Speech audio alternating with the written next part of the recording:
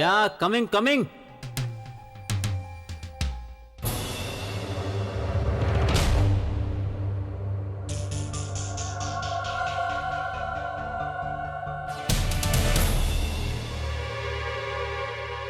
What a pleasant surprise.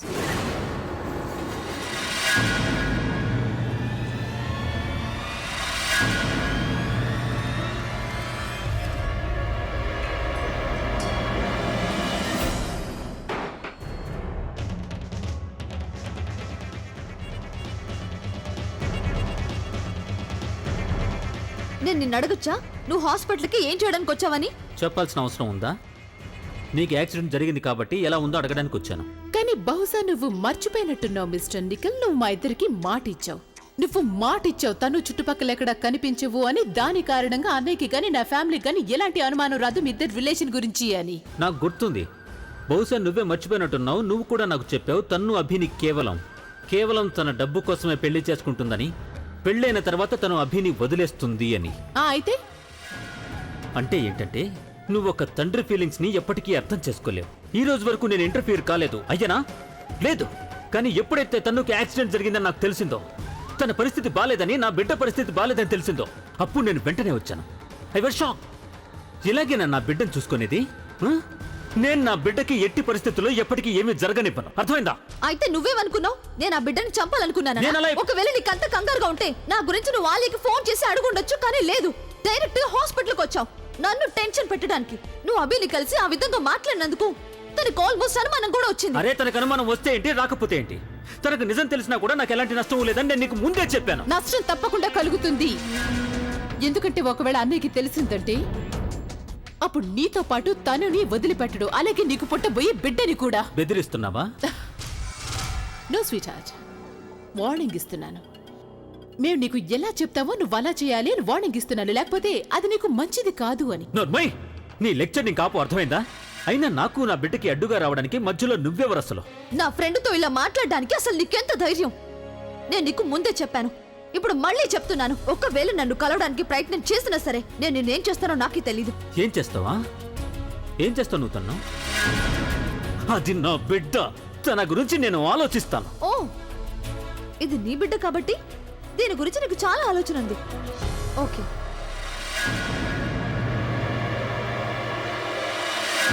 చూడు mister Nikhil, నేను చెప్పేది జాగ్రత్తగా విను. నీ ఈ ప్రియమైన బిడ్డ నా కడుపులో ఉన్నాడు. ఒకవేళ నీ పొరపాటు వల్ల అభికి మన గురించి ఏమైనా తెలిసిందంటే అప్పుడు నేను నాతో పాటు ఈ బిడ్డని కూడా చంపేస్తాను.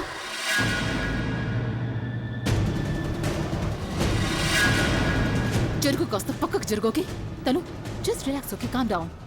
తన వల్ల నువ్వెందుకు నీ ముందు పాడు చేసుకుంటావు? జస్ట్ దాన్ని నువ్వు వదిలేతాను. గుర్తు పెట్టుకో.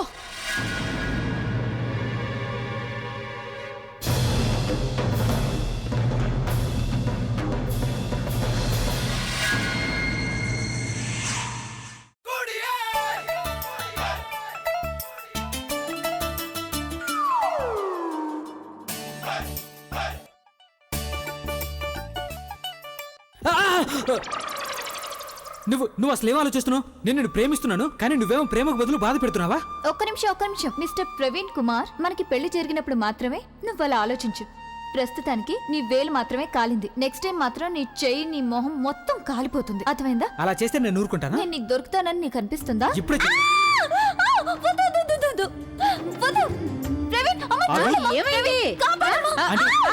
ఆంటీ గారు, మీరే చూడండి, నా వేల్ని తను టీలో ముంచింది. తనా? ఏం చేస్తున్నావు నువ్వు? వేలు ముంచినందుకు సంతోషించు. నెక్స్ట్ టైం మొత్తం చెయ్యే కాల్చేస్తా. అయితే నేను కూడా నిన్ను ఏం చేస్తున్నారు మీరిద్దరు? నేను బుల్బుల్ అంత సులభంగా నీకు దొరకను. నీ వేల్ని ఎలా కట్ చేస్తానంటే అది నీకు కొంచెం కూడా తెలియదు. అరే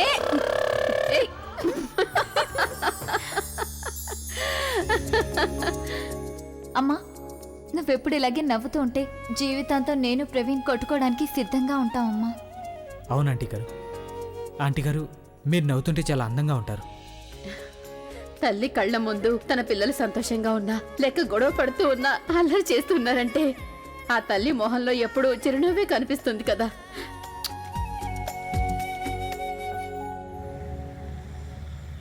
చాక్లెట్! మన ప్లాన్ సక్సెస్ అయినందుకు ఇదిగో తినండి. నువ్వు కూడా తిను. సగం సక్సెస్ అయితే వచ్చింది కదా, కనీసం ఆలియాని ఆఫీస్కి వెళ్లకుండా చేయగలిగాం మనం. కానీ అమ్మా, ఇప్పుడు మనం ఇది తెలుసుకోవాలి. అసలు ఆ వ్యక్తి ఎవరై ఉంటారు? ఆలియాకి ఎవరు సాయం చేస్తున్నారో తెలుసుకోవాలి. అవునమ్మమ్మ, మనం అతన్ని చాలా త్వరగా పట్టుకోవాలి. ఎందుకంటే ఆలియా విషయంలో జరిగిన దానికి అతను చాలా అలర్ట్ అయిపోయి ఉంటాడు. మన ముందుకు రావడానికి జాగ్రత్త పడతాడు. అలాగే తన్ను కడుపులో ఉన్న బిడ్డకు తండ్రి ఎవరో మనం తెలుసుకోవాలి కదా. అయినా ఇదంతా మనం అసలు ఎలా చెయ్యాలి ఇప్పుడు?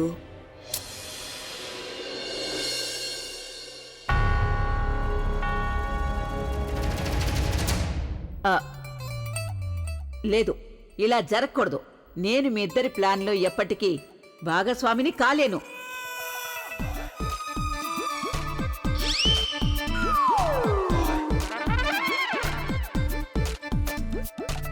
అరే ప్రవీణ్ బాబు, నువ్వు సరైన టైంకి వచ్చావు బాబు. వీళ్ళిద్దరూ కలిసి కళ్ళబొల్లి కబుర్లు చెప్పి నా మనసులో లేనిపోయినవని ఎక్కిస్తున్నారు. వీళ్ళేమంటున్నారో తెలుసా? వీళ్ళిద్దరిలాగానే నేను కూడా నా కుటుంబ సభ్యుల్ని కష్టపెట్టాలని, ఏడ్పించాలని. నానమ్మ, మీరు చాలా కరెక్ట్ గా చెప్పారు. ఆ, అయినా మీరు అసలు వీళ్ళిద్దరి మాటలు వినాల్సిన అవసరం ఏమీ లేదు. ఒకవేళ విన్నారంటే వీళ్ళలాగే తయారవుతారు. నేను మీకు చాలా సింపుల్ చాయిస్ ఇచ్చానమ్మమ్మ. ఒకటి, మీరు మాతో చేతులు కలపండి, లేకపోతే ఇంట్లో మిగతా వాళ్లలాగా మీరు కూడా కష్టాలు అనుభవించండి. నేను మీ ముందు అసలెప్పటికీ తల వంచను. అలాగా? మరి ఆలియా తన్నుకి వ్యతిరేకంగా మేం వేసిన ప్లాన్లో మీరు మాకు తోడుగా ఉన్నారు కదా, దాని సంగతి ఏంటి? ఏంటి ప్రవీణ్, ఆలియా తన్ను గురించి అందరి ముందు నిజం బయట పెట్టాల్సిందే కదా? అవును ప్రజ్ఞావదన, నిజం అందరి ముందు బయట పెట్టాల్సిందే. అంతేగా నానమ్మ? ఆ?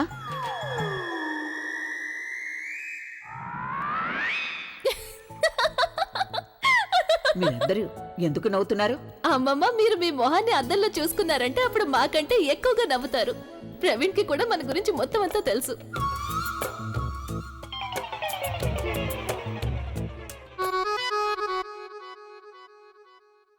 ఇంతకీ తనకెవరు చెప్పారు?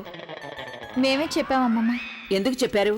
యాక్చువల్లీ అది అమ్మమ్మ, మేము ఆలియాని హోటల్కి రమ్మని పిలిచాం కదా, అదే నేను ప్రొడ్యూసర్గా మారాను, కలవడానికి పిలిచాం. అదే టైంలో ప్రవీణ్ బావగారు హోటల్కి వచ్చారు. అప్పుడు ప్రవీణ్ యాక్చువల్లీ నన్ను పట్టేసుకున్నాడు, నన్ను గుర్తుపట్టాడు.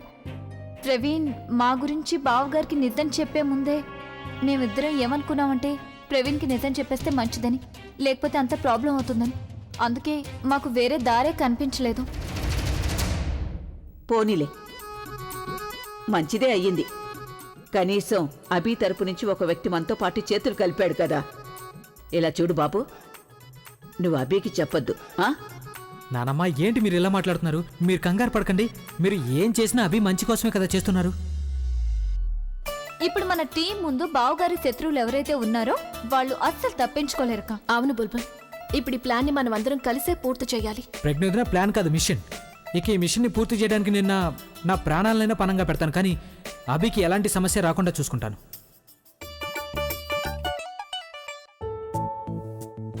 ఎన్నిసార్లు సారీ చెప్పాం? At least forgive us. రజనీ చెప్పేది నీ వినండి. మాటలు ఎందుకు వినాలి నేను? నీకేమైనా పిచ్చివాళ్ళ కనిపిస్తాను నేను? నువ్వు ఏం ప్లాన్ చేసినా అది నాకు తెలియకుండా ఉంటుందని అనుకుంటున్నావా? మనిషి దగ్గరికి డబ్బు వచ్చిన ప్రతిసారి ఎప్పుడు ఇలాగే జరుగుతుంది. ఎలా మారిపోతారో అది నాకు బాగా తెలుసు. ప్లీజ్ రజనీ, ఐ మీన్ మీరు మాకు ఒక్క అవకాశం ఇవ్వండి. ఐ ప్రామిస్ యూ, ఇక మీదట మేము మీకు మా మీద కోపం వచ్చే విధంగా ఎలాంటి ఛాన్స్ ఇవ్వం. తను రాజన్నకి చెప్పొచ్చు కదా. ఐ మీన్ నువ్వు ఎలా చెప్తే మేము అలాగే చేస్తాం. అవును అవును రాజన్నయ్య, ఈ రోజు నుంచి మీరు హట్ అయ్యే విధంగా గానీ, మీ కోపం వచ్చే విధంగా గానీ మేము ఏ పని చేయము. Yeah,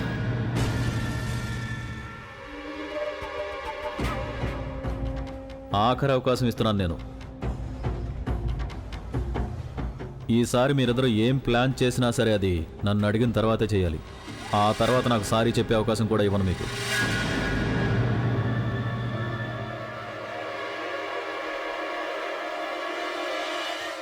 sorry? ఎవరెవరికి సారీ చెప్తున్నారు? అది యాక్చువల్లీ నేను వీళ్ళిద్దరికి సారీ చెప్తున్నాను. వీళ్ళ టాలెంట్ నాకు ఈరోజే తెలిసొచ్చింది. అందుకని నేను వీళ్ళని నా బిజినెస్లో జాయిన్ అవ్వమని చెప్తున్నాను. ఏమన్నారు మీరు? మీరు వీళ్ళకు పనిస్తున్నారా? అదేంటంటే అక్కడ ఒక అన్నయ్య తన ఆఫీసు నుండి బయటికి పంపించేశాడు. అందుకని మరొక అన్నయ్యకి బాధ్యత ఉంటుంది కదా తన ఆఫీసులో చెల్లెలకి పనిపించడం. అది కాకుండా జైలు నుండి బయటికి రావడానికి ఆలియా నాకు చాలా హెల్ప్ చేసింది. ఇక అందుకే నేను ఈ టైంలో తనకి హెల్ప్ చేయాలి. అలాగే మీరు వీళ్ళిద్దరికి పని ఇవ్వండి. కానీ మీరైతే నాకు కూడా ప్రామిస్ చేశారు కదా, మీరు మీ బిజినెస్ లో నన్ను పార్ట్నర్నే చేసుకుంటానన్నారుగా, మరి దాని సంగతి? నీకు కూడా ఒక పని ఉంది, నేను దాని గురించి ఆలోచించాను.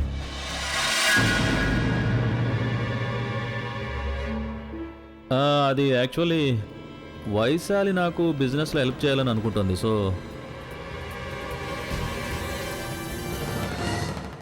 ఆహా, ఆలియా తను మీరిద్దరు గుర్తుంచుకోండి, ఇది నా భర్త బిజినెస్. అందుకని ఆఫీస్లో నేను మీకు బాస్ని. అందుకే ఎప్పటి నుంచో మీరు నన్ను బాస్ అని పిలవాల్సి ఉంటుంది. Yeah what ever. ఓకే. అలాగే వైశాలి, మేము మిమ్మల్ని బాస్ అనే పిలుస్తాం. యాక్చువల్లీ అదేంటంటే మాకు ఒక చిన్న పని ఉంది, దాన్ని కంప్లీట్ చేసుకుని మేము మళ్ళీ వస్తాం. థ్యాంక్ యూ రాజన్నయ్య. గుర్తుంచుకోండి, బాస్.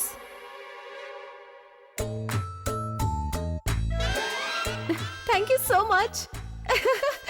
మీకు తెలుసా, మీరు నాకు నా లైఫ్లో అన్నిటికంటే బెస్ట్ గిఫ్ట్ ఇచ్చారు, అన్నిటికంటే మంచి గిఫ్ట్. ఇప్పుడు నేను మీ బిజినెస్లో జాయిన్ అవుతాను. ఇక మీరు నా మీద పూర్తి నమ్మకం ఉంచండి. మీరు చూస్తూ ఉండండి, మీ బిజినెస్లో నేను పూర్తి లాభాలనే తీసుకొస్తాను. మీ బిజినెస్ 3 పువ్వులు 6 కాయలుగా నడుస్తుంది, చూడండి, చూస్తూ ఉండండి. నీ గురించి నాకు తెలుసు. Thank God. ఆలియా తను, ఇప్పుడు నేను మీ సంగతి చెప్తాను. ఆఫీస్లో ఇంట్లో నా మీద అధికారం చెలాయిస్తుంటారుగా, ఇప్పుడు చూడండి, ఆఫీస్లో మీరు చెప్పాల్సిందే ఎస్ బాస్ అని.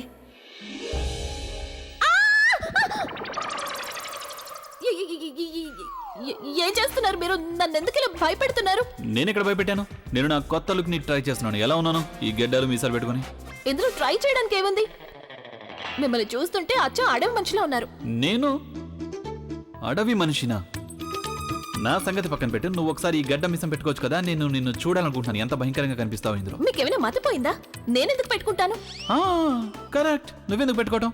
ఇవి లేకుండానే నువ్వు చాలా భయంకరంగా కనిపిస్తావు. నేను భయంకరంగా కనిపిస్తున్నానా? అనిపించేదే నేను చెప్పగలను కదా. సరే సరే, ముందు నువ్వు ఇవి పెట్టుకో. బహుశా వీటిని పెట్టుకున్న తర్వాత అయినా నువ్వు అందంగా కనిపిస్తావేమో. Who knows? నేను మాత్రం పెట్టుకోను. ప్లీజ్ ఒక్కసారి పెట్టుకో. మీరు ఎన్నిసార్లు చెప్పినా నేను మాత్రం పెట్టుకోను. నువ్వు ఎందుకు పెట్టుకో? నేను చూస్తాను. నువ్వు పెట్టుకోవాల్సింది. వద్దు, మీరు నా దగ్గరికి రండి, దూరంగా నిలబడండి. సరే సరే, ఒక పని చేద్దాం. మనం ఒక డీల్ చేసుకుందాం. నువ్వు ఈ గెడ్డ మిసం పెట్టుకో, నేను నిన్ను కిస్ చేస్తాను. అదే, నువ్వు ఈ గెడ్డ మిసం పెట్టుకో, నేను నిన్ను లేడీ ముగాంబో అని పిలవడం మానేస్తాను అంటున్నాను. House that? ఈ ఆఫర్ కాసేపే ఉంటుంది. 4, 3, 2, 1. ఇప్పుడు ఆఫర్ ఖచ్చితంగా. ప్రామిస్. సరే, కానీ ఒక్కసారి జస్ట్ ఇలా పెట్టి అలా తీసే చాలు. పద త్వరగా, కానీ పద త్వరగా. ఎక్కడికి? ఇంకెక్కడికి? నువ్వు హాట్ సీట్ లో కూర్చోవాలి ఇప్పుడు. హాట్ సీట్ వేడిగా ఏం లేదు కదా, ఊరికేనా? రెడీ? ఉఫ్ఫను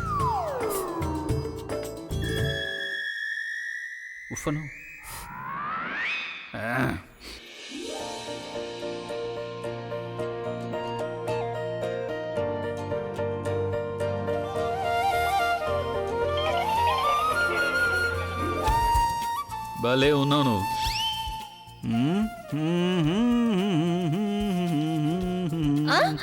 ఇలా నాతో. ఎక్కడికి? ఒక నిమిషం చెయ్యి కిందికి దించు. ఇప్పుడు అనిపిస్తున్నావు అచ్చం. ఏంటి? అదే, ఇప్పుడు అనిపిస్తున్నావు అచ్చం లేడీ మొగాంబో. మళ్ళీ లేడీ మొగాంబో?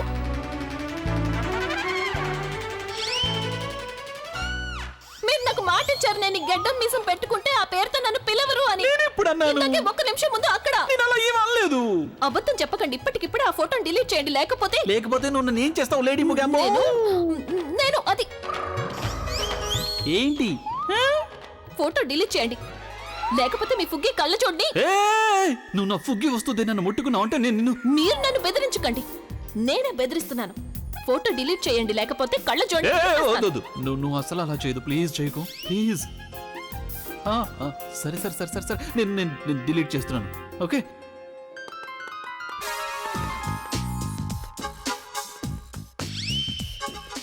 అయిపోయింది. నిజంగానా? నిజంగా, ప్రామిస్. కళ్ళజోడు.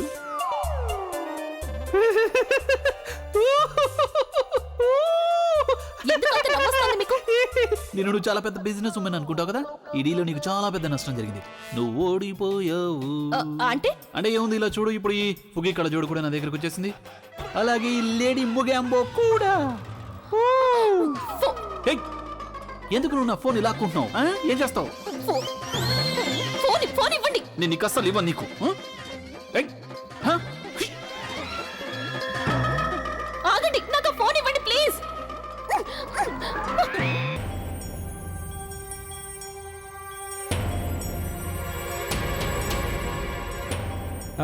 చూడు, నువ్వు ఒక పంచే ఆ మెహతా ఎంటర్ప్రైజెస్ ఫైల్ తీసుకొచ్చి నాకు ఇవ్వు. Yes sir.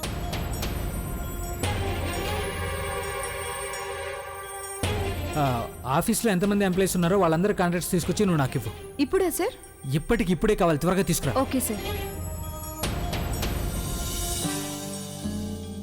ఇదిగోండి సార్.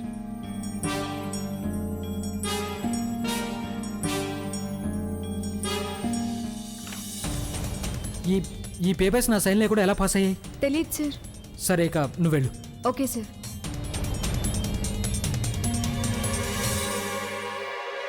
ఈ ప్లాన్ గురించి ఎవరికి ఏమీ తెలియడానికి వీలేదు. దీనికి టైం ఎక్కువ పడుతుంది, ఓపిక్గా ఉండాల్సి ఉంటుంది. మాటి మాటికి నన్ను అడుగుతూ ఉండొద్దు ఏమైంది, ఎంతవరకు వచ్చింది అని.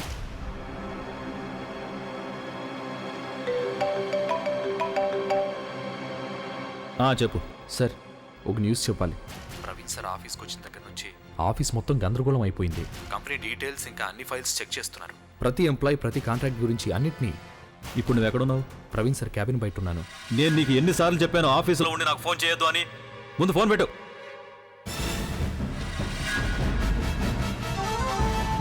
రజనీ, నువ్వంత టెన్షన్గా ఎందుకున్నావు? అంతా బానే ఉంది కదా? ప్రవీణ్ ఆఫీస్కి వెళ్ళాడు. అక్కడ అందరు ఎంప్లాయీస్ గురించి అన్ని కాంట్రాక్ట్స్ గురించి చెక్ చేస్తున్నాడు. తనవన్నీ ఎందుకు చేస్తున్నాడు? మీ వల్లే చేస్తున్నాడు. మీరు ఏమీ చేసుండకపోతే ఆ బీకి తెలుసుండేదే కాదు. ఎందుకంటే ఇప్పుడు ఆలియా ఆఫీసులో లేదు కదా, ఆ పనులని ఎవరో ఒకరు చూసుకోవాలి కదా. అందుకే ప్రవీణ్. మరి ఇప్పుడు ఏం చేద్దాం? ప్రస్తుతానికి మనం వేసిన ప్లాన్ ని క్యాన్సిల్ చేసేద్దాం. ఆయన ప్లాన్ ఎందుకు క్యాన్సిల్? ఎందుకంటే దానికంటే ముందు నీ నోరు మోయించడానికి నేను ఒక మందుని కనిపెట్టాలి. అర్థమైందా? Rajani, just relax. తనకి నేను నచ్చ చెప్తాను. తను ఇప్పుడు ఒకవేళ ప్రవీణ్ అన్నిటిని చూసుకున్నాడంటే మొత్తం ప్లాన్ అంతా ఫెయిల్ అయిపోతుంది కదా. I mean you have to think something else. అందుకని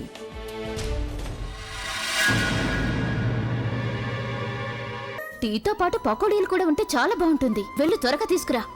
చూడండి, మీరు ఎందుకు చెప్పడం లేదు? వద్దు, తర్వాత చెప్తాను. నేనే చెప్పేస్తానండి. అత్తయ్య, దసరా రాబోతోంది కదా. దసరా? అత్తయ్య, లాస్ట్ ఇయర్ మనం ఎంత చక్కగా జరుపుకున్నాం కదా దసరా. నేను దాన్ని ఇంకా మర్చిపోలేకపోతున్నాను. అవునా ఆంటీ, కిందటిసారి చాలా సరదాగా అనిపించింది. కానీ అమ్మమ్మ, ఈసారి మనం దసరా జరుపుకుంటున్నామా? అదేంటమ్మా, ఇది కూడా నువ్వు అడగాల్సిన ప్రశ్నేనా? పండుగంటే సంబరం చేసుకోవడానికే కదా. రావణుడిని కాలుస్తాము, టపాకాయలు కాలుస్తాము, సరదాగా చేసుకుంటాం. కానీ నాన్నమ్మ, ఈసారి మనం దసరా ఎలా జరుపుకుంటాం? ఏ అభి, ఈ పండుగ చెడు మీద మంచి గెలిచినందుకే చేసుకుంటారు. దీన్ని మనం జరుపుకొని తీరాల్సిందే. అదే నాన్నమ్మ, మనం ఎలా జరుపుకుంటాం? ఎందుకంటే చెడు ఇప్పుడు మన ఇంట్లోనే తిష్ట వేసింది కదా. కిందటి సంవత్సరం అంటే నేను ఇంటికి ఓనర్ని, కానీ ఈసారి ఇంకెవరో ఏంటి, నిజానికి అది లేడీ ముగాంబో. స్వయంగా తన క్యారెక్టర్ రావణుడిగా ఉన్నప్పుడు తను రావణుడిని ఏం కాలుస్తుంది, తనేం సెలబ్రేట్ చేస్తుంది.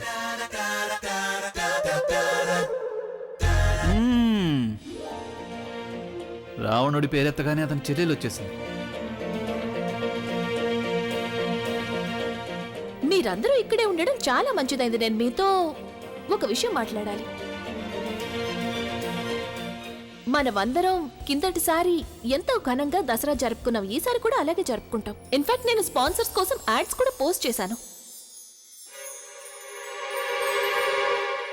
ఏంటి, నిజమేనా? నువ్వు దసరా సెలబ్రేట్ చేస్తున్నావా? ఎందుకు సెలబ్రేట్ చేయకూడదు? చూడు, ఇదేమి వినాయక చవితి కాదు కదా నీకు కావాల్సినంత డొనేషన్ దొరకడానికి. ఇది దసరా, ఇక్కడ నీకెవరు డొనేషన్స్ ఇవ్వరు. అందుకే నేనేమనుకున్నానంటే బహుశా నువ్వు ఈ పండుగని జరపడం లేదనుకున్నాను. దీనివల్ల నీకేం ఇన్కమ్ రాదు కదా. నిజానికి డబ్బు సంపాదించడానికి కాకపోయినా డబ్బుని సేవ్ చేయడానికి చాలా మంచి ప్లాన్ ఉంది నా దగ్గర. అదేంటంటే రావణుడి బొమ్మకు బదులుగా మనం నిన్ను నిలబెడితే ఎలా ఉంటుంది? ఐ మీన్ రావణుడికి బదులుగా మేము నిన్ను కాలుస్తాం. బొమ్మ డబ్బులు మిగులుతాయి కదా. ఎలాగో దసరా జరుపుకుంటాం, అలాగే మనమంతా రామలీల ప్రోగ్రాం కూడా చేయొచ్చు కదా. అది చాలా మంచి ఐడియా. అలాగే సార్, రామలీలతో పాటు దాండియా కూడా ఆడదాం, చాలా బాగుంటుంది. Super idea Pavani. డాండియా చాలా బాగుంటుంది. ఆ వంకతో నాకు ఒకరిని తల బద్దలు కొట్టే అవకాశం కూడా దొరుకుతుంది. లేదు, డాండియా ఆడకూడదు. ఏది చేసినా చేయకపోయినా డాండియా తప్పకుండా ఆడాల్సిందే. Fine then.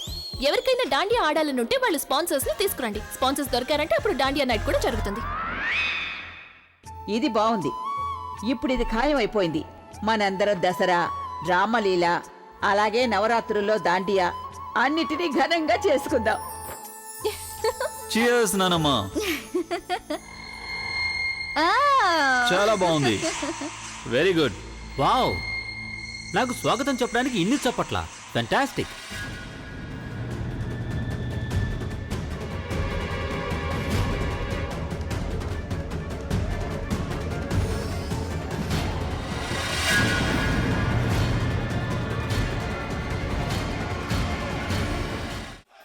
నాకు విషయం చెప్పు, నువ్వు ఇక్కడికి రావడానికి ముందు ఎక్కడున్నావు? నేను నా గదిలోనే ఉంటాను కదా ప్రవీణ్, ఇంకెక్కడుంటాను? ఎవరితో ఉన్నావు? ఇప్పుడా లేడీ ముగింపు తప్ప నా గదిలో ఇంకెవరుంటారు చెప్పు. ఇంతకీ నువ్వు ఇవన్నీ ఎందుకు అడుగుతున్నావు? లేదు, ఏదో ఊరికే అడిగాను. నానమ్మా, మీరు చూస్తూనే ఉన్నారుగా ఈ మధ్య మీ మనవడు వేస్తున్న వేషాలు.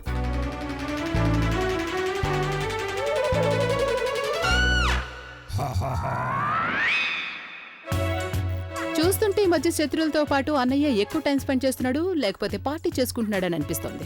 ఏం ఏం మాట్లాడుతున్నారు మీరంతా? ఓ, అంటే నువ్వు చేయొచ్చు కానీ మేము మాట్లాడితే తప్పు కదా. నేను కళ్ళు కూడా ఊహించలేదు అభి, నువ్వు నన్ను ఇలా చీట్ చేస్తావని. ఏంటి నువ్వు పిచ్చిదానిలాగా ఏదేదో వాగుతున్నావు?